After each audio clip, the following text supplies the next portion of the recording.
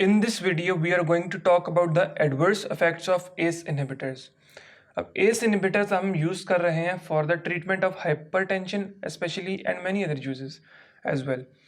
लेकिन इनके कुछ adverse effects भी हैं. First of all, अगर हम classify करें इनके adverse effect को किस reasons की वजह से हैं, there are 3 reasons. Due to mechanism of action के वो बॉडी में कोई रोल परफॉर्म कर रहे हैं ACE inhibitors और उनके साथ कोई इंटरफेरेंस आ रही है, वो बॉडी में कुछ एडवर्स इफेक्ट पैदा कर रहे हैं. तो first is the due to mechanism of action.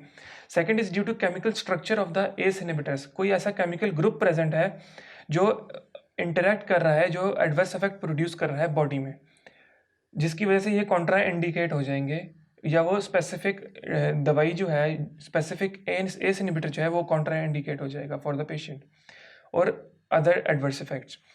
First of all अगर हम बात करें कि मैकेनिज्म ऑफ एक्शन की वजह से कि वो जो रोल परफॉर्म कर रहे हैं बॉडी में, उसकी वजह से जो इंटरफेरेंस आ रही है, जो एडवर्स इफेक्ट आ रहा है बॉडी में, वो क्या है. First of all there is hypotension. Hypotension means low blood pressure. Hypotension क्यों डेवलप हो सकती है? हमने कहा कि एस इनहिबिटर्स जो हैं वो हाइपरटेंशन को नॉर्मल स्टेट पर लेके आ रहे हैं, लेकिन अगर हमने डोज इतना ज़्यादा दे दिया कि हाइपरटेंशन से नॉर्मल स्टेट में जाने की बजाय हाइपोटेंशन की स्टेट में चले जाएं, तो वो उनका एक एडवर्स इफेक्ट है. वो किसकी वजह से? डोज की वजह से. It is due to high dose. First dose affect steep fall in the BP. अब एक रीज़न ये है कि फर्स्ट रिस्पॉन्स ये होता है कि अगर किसी पेशेंट कोई इमरजेंसी सिचुएशन में उसको हाइपरटेंशन है, हमने अगर कोई उसको एंटी हाइपरटेंसिव ड्रग दी और वो लोडिंग डोज में दी. लोडिंग डोज होती है नॉर्मल डोज से ज़्यादा डोज होती है, फर्स्ट डोज होती है ज़्यादा डोज होती है. लोडिंग डोज की वजह से भी एडवर्स इफेक्ट प्रोड्यूस हो सकते हैं, तो hypotension can be a result of that as well. Hypotension जो है वो मेनली हाई डोज की वजह से है. Second is the renal failure, especially in the patients of bilateral renal artery stenosis. इसको समझेंगे तो इजी हो जाएगा. बायलैटरल दोनों साइड्स, दोनों किडनीज. रीनल आर्टरी जो आर्टरी सप्लाई कर रही है टुवर्ड्स द किडनी ब्लड को.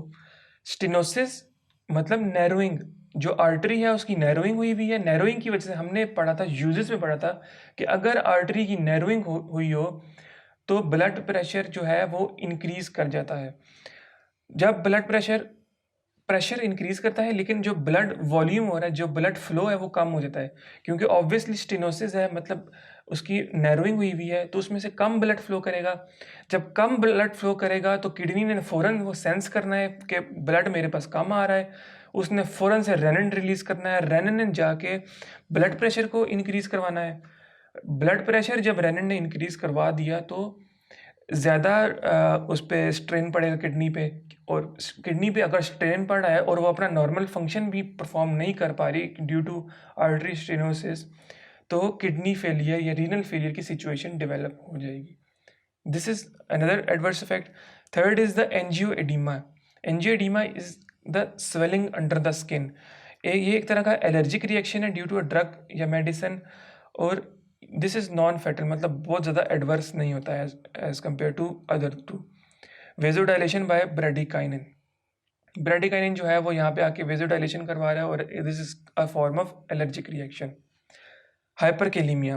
Potassium concentration is regulated mainly by aldosterone. अब एल्डोस्टेरोन जो है that is secreted as a result of renin angiotensin pathway. अब उस पाथवे को हमने इनहिबिट किया एस इनहिबिटर्स की वजह से. एस इनहिबिटर्स को हमने इनहिबिट किया तो एल्डोस्टेरोन नहीं बनेगा. एल्डोस्टेरोन नहीं बनेगा तो हमारे पास पोटेशियम की कंसंट्रेशन रेगुलेट नहीं होगी, मतलब जो एक्स्ट्रा पोटेशियम है वो बॉडी से निकलेगा नहीं, एक्सक्रीशन नहीं होगा.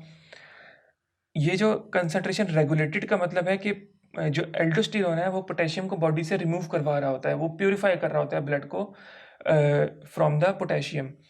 तो एल्डोस्टेरोन नहीं बना due to ACE inhibitors. ACE inhibitors ने एल्डोस्टेरोन नहीं बनवाया, तो एल्डोस्टेरोन ने पोटेशियम को रेगुलेट नहीं किया. जब एल्डोस्टेरोन ने पोटेशियम को रेगुलेट नहीं किया तो हमारे पास हाइपरकेलीमिया की स्टेट डेवलप हो जाएगी ब्लड में. Hyperkalemia is increased concentration of potassium in the blood. एक ये कंडीशन है. Then there is dry cough and wheezing. Dry cough is ये एक ब्रेडिकाइनिन का जो मेटाबॉलिज्म होता है उसमें रोल प्ले कर रहा होता है हमारा एस एंजाइम. जो एस एंजाइम है एंजियोटेंसिन कन्वर्टिंग एंजाइम, वो ब्रेडिकाइनिन को उसके मेटाबोलाइट में कन्वर्ट करता है, मतलब वो उसको इनएक्टिव करता है। जब ब्रेडिकाइनिन हमने एस इनहिबिटर दिया तो ब्रेडिकाइनिन मेटाबोलाइज नहीं हुआ। ब्रेडिकाइनिन जो है वो जाके अपना प्रोसेस परफॉर्म करता है और उसका साइड इफेक्ट ये होता है कि वो ड्राई कफ और वीजिंग का इफेक्ट देता है। तो सबसे बड़ी कॉन्ट्रा इंडिकेशन ये होती है कि अगर पेशेंट को ड्राई कफ या वीजिंग का प्रॉब्लम आ रहा है एस इनहिबिटर देने पे, तो हम फिर एस इनहिबिटर नहीं देते, हम एंजियोटेंसिन रिसेप्टर ब्लॉकर्स देते हैं एज अ रिस्पॉन्स।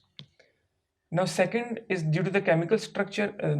दूसरी टाइप की जो साइड इफेक्ट्स हैं या एडवर्स इफेक्ट्स हैं वो केमिकल स्ट्रक्चर की वजह से हैं कि एस इनहिबिटर में कोई ऐसी ड्रग है जिसका स्ट्रक्चर में एसएच ग्रुप प्रेजेंट है। फॉर एग्जांपल कैप्टोप्रिल, हमारे पास एस इनहिबिटर्स में कौन कौन से थे? Captopril, enalapril, lisinopril. अब कैप्टोप्रिल जो है वो उसमें एसएच ग्रुप प्रेजेंट है। SH group, sulphur is not a very well group that goes with the skin and other functions. Skin rashes cause करता है, स्किन इरप्शंस कॉज करता है। Then dysgeusia, the loss of taste, sense of taste, मतलब वो test senses जो हैं जो test को सेंस करते हैं हमारी जुबान पे, उसके साथ इंटरेक्ट करता है और टेस्ट को अल्टर कर देता है। Proteinuria means presence of protein in the urine. Neutropenia, अब पीनिया किसी भी चीज़ के साथ आएगा तो मतलब डिक्रीज्ड कंसंट्रेशन। न्यूट्रोपीनिया मतलब न्यूट्रोफिल्स जो हैं उसकी decreased concentration in the blood, decreased count in the blood. Drug fever, thrombocytopenia, thrombocyte की decreased concentration in the blood, decreased concentration of thrombocytes. GIT upset, that is an adverse effect as well. Other side effects include increased concentration of renin and angiotensin. यहाँ पे बेशक increase concentration of rennin और angiotensin है, लेकिन फिर भी हमारा blood pressure increase नहीं करेगा क्योंकि हमने एस को वो ब्लॉक किया हुआ है ना, एस इनहिबिटर दिया हुआ है ना। एस इनहिबिटर एंजियोटेंसिन को एंजियोटेंसिन 2 में नहीं कन्वर्ट करेगा और एंजियोटेंसिन 2 ही तो है जो ब्लड प्रेशर को इंक्रीज करता है। तो बेशक रेनिन स्टिमुलेट हो रहा है, एंजियोटेंसिन 1 बन रहा है, लेकिन एंजियोटेंसिन 2 नहीं बन रहा, तो उसका कोई इफेक्ट नहीं होगा। लेकिन फिर भी बॉडी में जो लेवल्स हैं वो रेनिन के और एंजियोटेंसिन के एलिवेटेड आएंगे, तो वो अफेक्ट कर सकते हैं अदर मेटाबॉलिज्म्स को। टेराटोजेनिक है, टेराटोजेनिक ऐसा सब्सटेंस जो प्रेगनेंसी के साथ इंटरफेयर करता है। ये हम इसके कॉन्ट्रा इंडिकेशंस में भी देखेंगे कि हम प्रेगनेंसी में एस इनहिबिटर्स क्यों नहीं देते, और ट्राइमेस्टर के लिहाज से भी कॉन्ट्रा इंडिकेशंस देखेंगे। So that is it about the adverse effects of the ACE inhibitors.